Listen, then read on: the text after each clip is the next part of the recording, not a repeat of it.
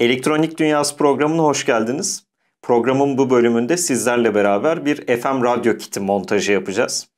Elimde görmüş olduğunuz devre aslında bir kitin monte edilmiş hali. Bu adı üzerinde bir kit, basit bir radyo kiti. Üzerinde U2510 veya U2510 entegresi var. Atmel isimli firmanın ürettiği. Bir tane değişken kondansatör var. Bu değişken kondansatör istasyon ayarı yapmamızı sağlıyor.